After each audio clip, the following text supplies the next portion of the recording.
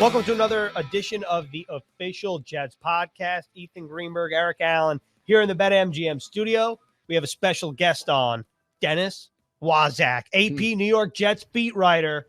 Waz, thanks for joining us today. Thanks for having me, guys. I appreciate it. So training camp underway. We're recording this after the first day of full pads. But Waz, let's start you off with a layup here. What have been your initial impressions of Jets camp, and what are a couple things that stand out to you, whether that be player or position? If you want to go player first, I mean, Elijah Moore has really been impressive. And I think that it's hard to not single him out as a guy who has stood out on the field, and just he seems to be open all the time. He makes plays all over the place every day, every single day at every practice. And so that's been really promising to see from the rookie wide receiver. And then the other guy who's really stood out is Carl Lawson, and he seems to be in the backfield almost every play, and that is a nice thing to see. I mean, the battle between Lawson and Becton is really something to watch, and now that pads are on, you could kind of dig into that a little more and see how they play off each other and that sort of thing. So that's been really cool. But the other thing in a big picture way is the vibe. I think we've talked about it, and several of the other beat writers, just kind of the vibe around the Jets right now. There's a lot of, good vibes. There's a lot of optimism, new coach, the rookie quarterback. There's, trying to put the losing in the past, and you could feel it. There's something different right now, and it's a good thing for the franchise right now. And now you're getting into the meat of training camp now that the pads are on, and the real work is really starting up. So, and then once the preseason games start, but that's kind of the overall feel that I've gotten, for being here through the first 6 practices and that sort of stuff. That's a great summation. I can't believe that the Jets reported actually 1 week ago today. They've already been in camp for a week. Before you know it, we're going to be here in early September and talking about the Jets' preparations for the Carolina Panthers. I'd agree with you, Waz. If you were to pick one player on each side of the ball who has stood out, you nailed it. Carl Lawson looks like something the Jets haven't had in a long time. I know he hasn't taken a snap for the green and white just yet. And Elijah Moore, Robert Saleh said he's an old soul, and he meant that in very complimentary terms, that this guy can't get enough. He absorbs a lot. He's a versatile performer, and he just makes plays on the football field every time we're out there, guys. We're going to get to the culture bit in a couple moments as well, but I wanted to ask you your description of what was happening out there on the practice field just hours ago, as we were just watching a typical training camp practice, the first padded practice of the 2021 training camp. And we looked up, and there was an offensive lineman, Cam Clark, down there on the field. I'd never experienced anything like that covering the Jets. Yeah, I mean, so I've been covering camp, I think, since 2005. And yeah, it's always a scary thing when a guy goes down, but when you see a player not moving, and that was what the situation was here. We were up high up on the patio looking down and across the field. So at first when it happened, you didn't even know, like none of us up there really knew what happened. And then as the players kind of separated, you saw that there was a guy on the field, and you couldn't tell who it was because he was kind of face down.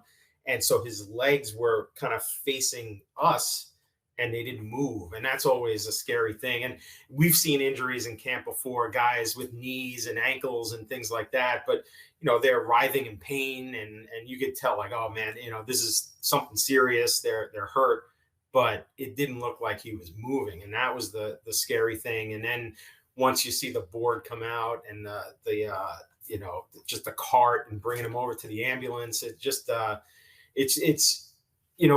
from us looking at it, it's scary. You can imagine how the coaches and players feel too, just seeing one of their guys in that position.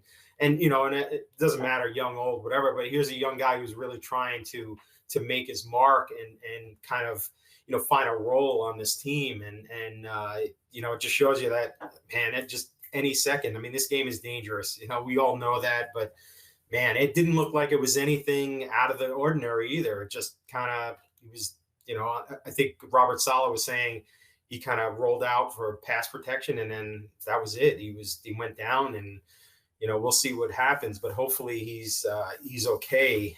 But yeah, man, just a scary thing to see. It doesn't matter how long you cover this sport and whether you're covering practices, games, the injuries can happen at any point, and it's a good example of that, just how that is. Yeah, we're hoping by the time people are listening to this, we have some positive news on the Cam Clark front. But the reason why I bring that up is it was just a typical padded practice, Mm-hmm. and the Jets were towards the end of it, and Clark goes down, and Robert Saleh didn't wait too long, Waz and Ethan. He said, "That's it, fellas. We're not doing that last team period."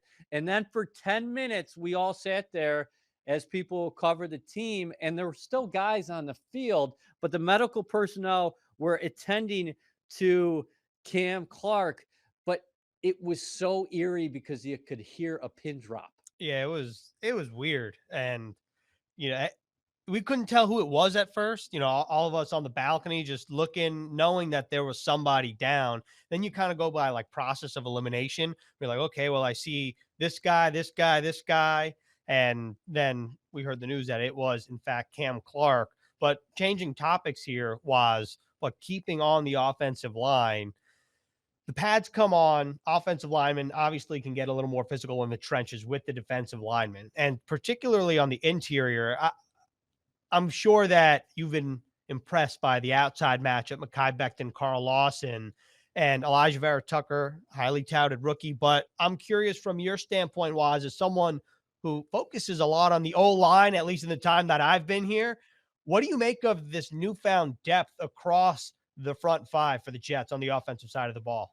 Yeah, I mean, it looks pretty good right now, and I like that. Even Van Roten has looked pretty good, as one of the starting five at this point. When you have that mix where you can kind of move guys around, and rotate and have competitions. That's what I'm trying to say. When you can have competitions where there are definitely guys who can come in and win jobs. You have.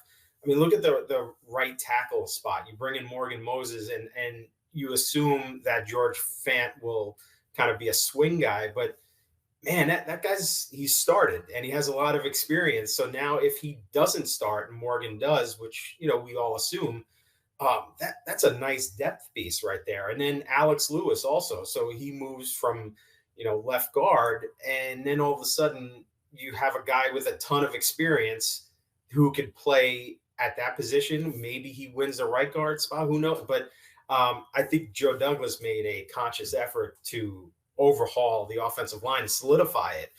We've seen what all of the the mix and matching and injuries also playing a part in that. What that can do to the offense and to the quarterback and just how things run. And I think by having Becton, by having Elijah Vera Tucker on that left side, you have two guys for the next hopefully several years. They're the foundation. Connor McDermott, is a guy who can come in and help in different spots. Also, he's a guy in a competition. Connor McGovern at center. You have a guy who's a veteran. I like what they're doing. I think this is the most depth I've seen on the O-line at this point in camp in a long time, where that, okay, here's the five, but if a guy gets hurt, they might be in trouble. Yeah.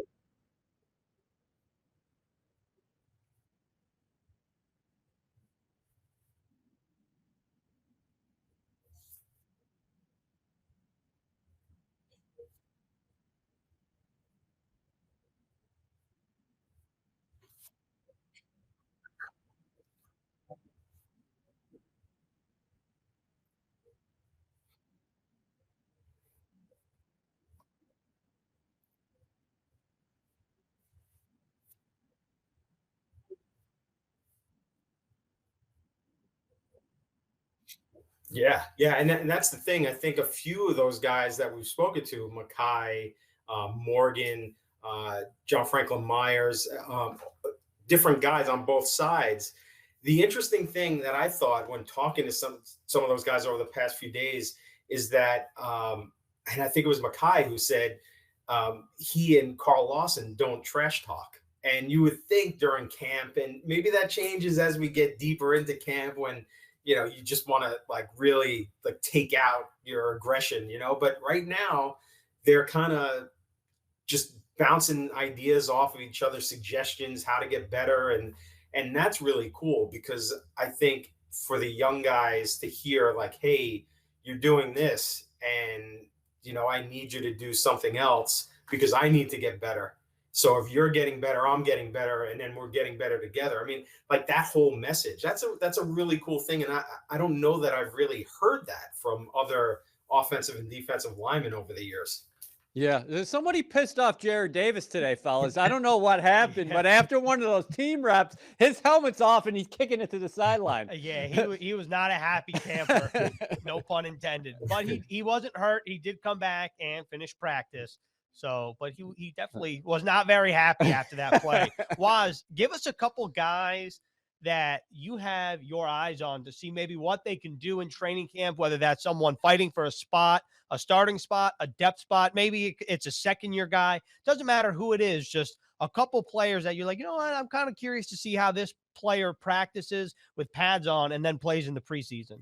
Yeah, that's a good question because I think there are a lot of different guys that you can throw into that mix. I'll tell you one guy who's kind of stood out over the last few practices is wide receiver DJ Montgomery. We've seen him make some plays over the last few days, and he's one of those guys under the radar because everybody's talking about, Elijah Moore and Crowder and Corey Davis, and you wonder how many spots there are. But some of these guys, they're trying to make a spot for themselves, and I think he's one of those guys that's done that.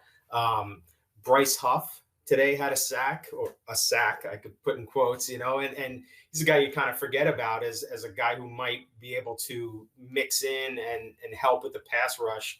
I think there's another guy, Javelin Guidry, has made some plays throughout this camp and so far, and he's another guy who you might think, okay, well, they don't have Brian Poole anymore, but maybe Javelin Guidry is a guy who could be a nickel guy, and fill in.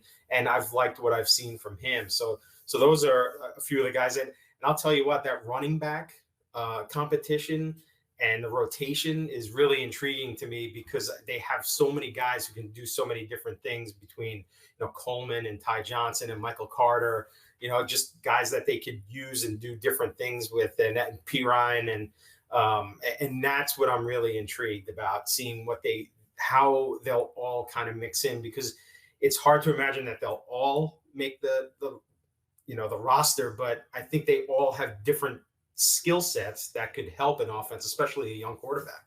What do you think about the adversity this team has faced here early in training camp? You get the news of Greg Knapp's tragic passing, and he was so beloved here, not only at One Jets Drive, but throughout the National Football League. And that so well, Waz. Then Zach Wilson has a little holdout. It's a couple days, but then he's on the field. And then, your first padded practice, you have to end it early because an offensive lineman is hurt, and hopefully he's okay.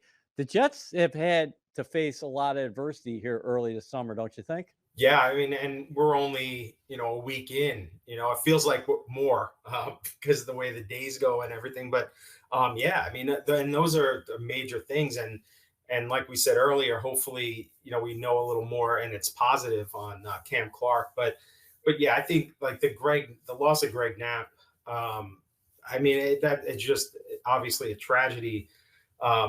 When you look at it from a football standpoint, it's tough because he was going to be such a vital part of Zach Wilson's development, especially in this first season, and how, what he could do to help Zach Wilson and the rest of the quarterbacks as well as the offense. He was a veteran presence who's been around. I mean, he's got he had so much experience and been so many places and had success, and I think that's Man, that's just tough from a football standpoint. And, personally, I mean, like these guys, I mean, I don't know that they've had a lot of chance to mourn either. Once we found out the news, just a few days later, training camp was starting. So I like the fact that the team has the decals on the helmet, the GK, and I think they'll be thinking of him all throughout the season. But yeah, I mean, there are certain things, and that's why having a coach who's got the calm demeanor and just like the command, he just commands, that demands respect, just the way he comes in, and I think that is important also. And I think all of these guys are buying in to what Robert Saleh is kind of, just his presence and the message that he's sending right now. So I think that's important to have to keep the team together during these, rough patches that have, cropped up early on here. Waz, what have you made of Zach Wilson in his first 4 practices so far? I think we can't get crazy about any of it. He was. Come on, Waz, get crazy. He was right. He was rusty in that first practice. He was really good in the second, and he was up and down in the last 2. And I think that's to be expected, right? I mean, just a rookie trying to feel his way through his first several practices, and I think to expect anything more is unrealistic. And I like some of the things that he's done. He's made some plays that we've seen, and that we are expecting to see him rolling out to the right on the move, throwing long, deep, and connecting, and and then other things where he had Vincent Smith open down the field, and he kind of underthrew a pass, and I think he's still getting the feel for the receivers and the timing and all that, and that's why we're here now, to see all that as the Jets to kind of come together and figure out what's going on. So it's hard to judge all of these things because it's not a game at this point. It's practice, and they're trying out different things. But so yeah, I mean, Twitter can get crazy because they want to know, is this kid going to be a bust after 4 practices or whatever? But, I think he's at where you would expect him to be, like a really good day, a not so good day, and up and down day. So, but there's a ton of promise with this kid. You see it. You understand why they took him with the number 2 pick. There's flashes, and I'm sure we'll start seeing even more and consistently as we go on here through the summer. Well, how about that? A reasoned take on the young quarterback. The bottom line is, isn't it that, listen, he's going to have some great moments. You could see the talent, and you can also see the insatiable hunger he has for football. He just can't get enough of it. But with that being said, there's going to be bumps along the way. There's going to be interceptions. There's going to be sacks taken. There's going to be losses. And Robert Saleh is prepared for that. They know that not only Wilson, guys, this is a young roster. So, Dennis, can you speak to the youth of this roster? You can start with Wilson, but, Saleh is not afraid to rock and roll with this group. I believe we've been talking about it here for a couple of weeks now. This is the youngest the Jets have been at this point in the summer in 2 decades. Yeah, and I think that is something that everybody's going to have to keep in mind as we go along here. And I think Robert Saleh has even said it. There are going to be times where this team looks like it could go to the Super Bowl, and other times when it'll look like it hasn't been coached, and he said that. So I think he's trying to temper that, because I think coming in, right, like the optimism has been at a high, and at a point that we haven't seen in a long time around here. And for good reason. There hasn't been a lot of winning, and I think now fans want something to cheer for, and I think they deserve that, obviously. But I think to rush or to think that it's going to happen right away, you have a lot of pieces here that can come together and be good, but there are going to be hiccups. Like we see it in the league, and just as Robert Saleh warned, it just made so. It's such a young roster. You have, and you think of the pieces that they have that could be potentially long-term key contributors, from Zach Wilson and Becton, Elijah Vera Tucker, Michael Carter, Elijah Moore, Denzel Mims. And then you go on the defense and you have, the young guys up front. I mean, at least the defensive line, you have experience there and you have a lot. But other than that, like, there are a lot of young guys. Look at the cornerbacks between, even Bless Austin and, Bryce Hall. There's a lot of youth there. And, I think fans are going to have to be patient. I think the Jets will be patient. They just want to see some progress. And I think that's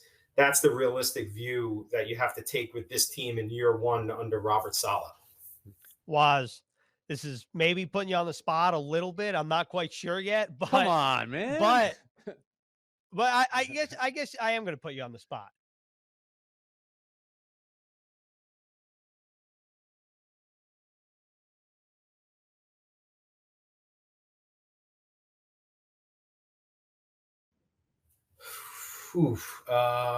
Okay, well, I think one guy who does is CJ Mosley, and I think he will. I think there's just a lot to prove that he can come back and be that type of player, that CJ Mosley type of player. I think that'll be key. I like that he kind of changed his look, right? He talked to us recently, and he looked like a different guy. He dropped a lot of pounds. He wants to be faster, and I like that. I think Jared Davis is another one. We mentioned him getting all fired up and like kicking his helmet across the field. I think he's got something to prove because he's a guy who kind of got phased out in Detroit. And think about that. The Jets could have two candidates for comeback player of the year, really, in that middle linebacker area, and so those are two guys. I think Denzel Mims is a guy who will need to prove that he can be a contributor at this level, if not more. And you saw flashes last year. Right now, he's kind of running behind some of the other guys in training camp in terms of like wear on the teams, but it's hard to gauge that at this point right now. So I think those are three guys right off the top of my head that I could think. I think also those guys, like I mentioned, the cornerbacks, Bryce Hall and Bless Austin, those are guys who might not have been the most heralded coming out of the draft. They have opportunities here to really grab hold of starting jobs because it's so wide open back there. And they have starting experience. And I think those are two guys that really, and one other one that just Chris Herndon. I mean, we've been talking about him for the last few years, kind of being a key to the offense. And really, if he can come on, and he's had a couple of good practices here. I know like fans are like, but no, he has had some good practices. He's made some catches. And I think, man, if they can get him to become a consistent outlet for Zach Wilson, that just adds something to that offense. So I think those guys are guys that really kind of need to come through this training camp with a positive on their, next to their name, because they would be very important to the success this year. So am I seeing things through a green and white lenses? This is my glasses right here, because I look at that defensive line and it doesn't have Quinnen Williams out there just yet. Can the Jets defensive line be one of the better units in football? Because listen, Lawson has been one of the stars at camp. I know we haven't played any games yet, but now you're pairing him up with potentially a dominant middle. Quinnen Williams, an emerging star. Sheldon Rankins is here. Full Lorenzo Fatukasi probably doesn't get the run he deserves. He played really well last season. He's in the middle. We can continue to go down the line. Albrecht said it. Jeff Albrecht said it in the spring. Where a quarterback's going to step up in the middle. Maybe in the past in Carl Lawson's career, they could step up. And another guy that Ethan and I continue to talk about, John Franklin Myers is quietly having a really strong camp. Yeah, I totally agree. And that's key. You referred to with Jeff Ulbrich.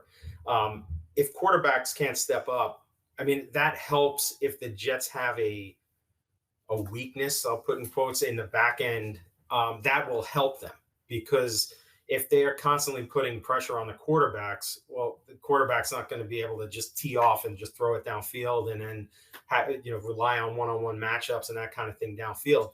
I think, man, it's you mentioned all the guys and John Franklin Myers, Sheldon Rankins, even Vinny Curry. He hasn't practiced yet, but he's a guy who's got a ton of experience. And you mix all those guys, like, yeah, man, it's the totally a strength of this team, but they could be one of the best defensive lines in this league just because also a lot of those guys do different things. You know, you look at Lawson, he's not your traditional pass rusher. You have Quinnen Williams in the middle.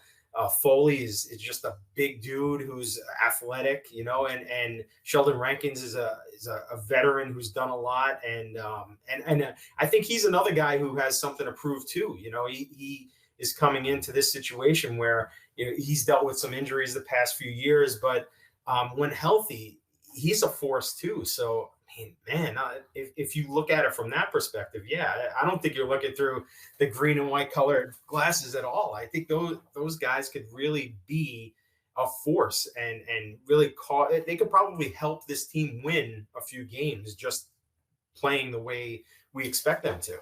Yeah, I don't know what you guys thought. Salah's not a cocky guy. He just projects a lot of confidence.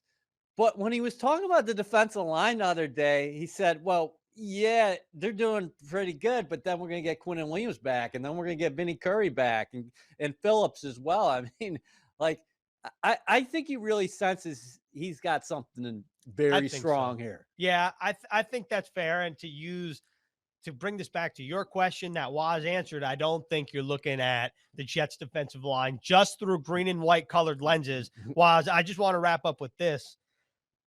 You know, we've asked players in the past, training camp, like, what's your recipe for success? They're like, you know what? We hydrate, we sleep, we foam roll, we study. What is the media key to success through your eyes to get through a training camp? And what training camp year is this for you? You've been here since what, 06?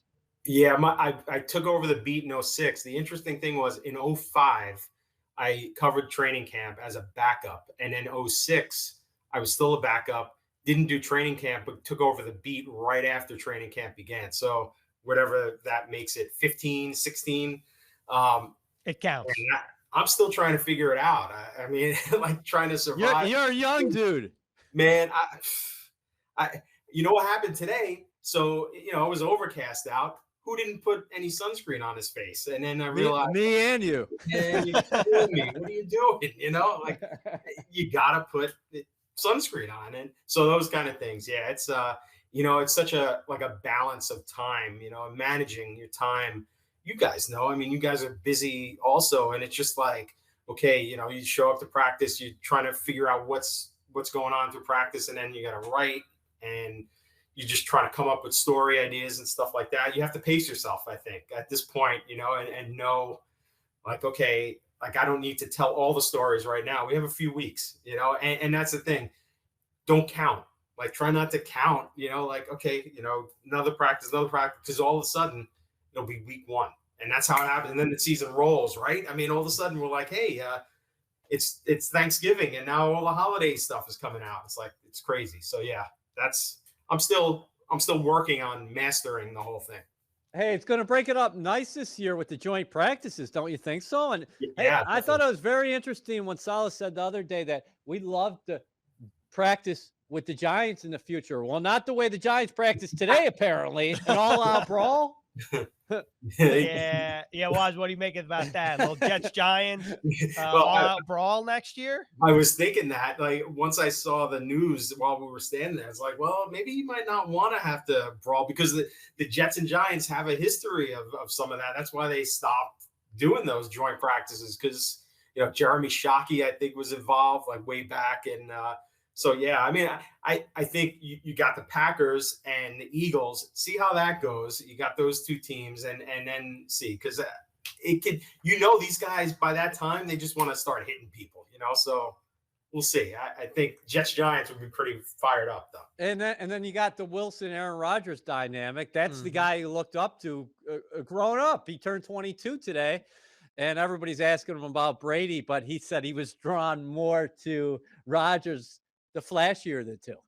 Yeah. That makes sense. Yeah. Yeah. But he did call Tom Brady the GOAT. And, Right. you know, But I think it makes sense, was because when Zach Wilson was coming out of the draft, and in that process, a lot of people compared Zach Wilson's style of play and the motion to somebody like Aaron Rodgers. Don't you think that was the book on him coming out of school a little bit? Oh, yeah. More than Brady, at least. oh, sure. Yeah, oh, definitely. Yeah, I mean that was, you look at him and you think Wilson's kind of a mix of Aaron Rodgers, Mahomes, like some of the traits that those guys have. Whenever a guy is good at those off balance throws and just making things out of nothing, seemingly, that's what you see, and so it makes sense that he would be more of an Aaron Rodgers guy, because that's the type of player he is than more than a Brady. But yeah, I like the line. It was like, yeah, so 22, and I think I was 1 when he came into the league. It's like, man, it makes us all feel old, like, it's like, wow, that guy could be our son. Like, how did that happen? Yeah. Hey, let me tell you something here. A little history lesson for you, Waz, from our own Randy Lang. The Tampa Bay Buccaneers have never won at the Jets, ever. That's the only team who have never beaten the Jets, I believe, here at home. And Tom Brady is going to see the aforementioned Zach Wilson and company late in the year. It's August, all right? It's August 3rd. Let's get there when we get there, and that will come before the Jets and Giants joint practices, maybe in 2022. That's all we have for this episode of the Official Jets Podcast. Waz, thanks so much for joining us. Hey, thanks for having me. Really appreciate it. It was fun. And we'll see you next episode on the Official Jets Podcast.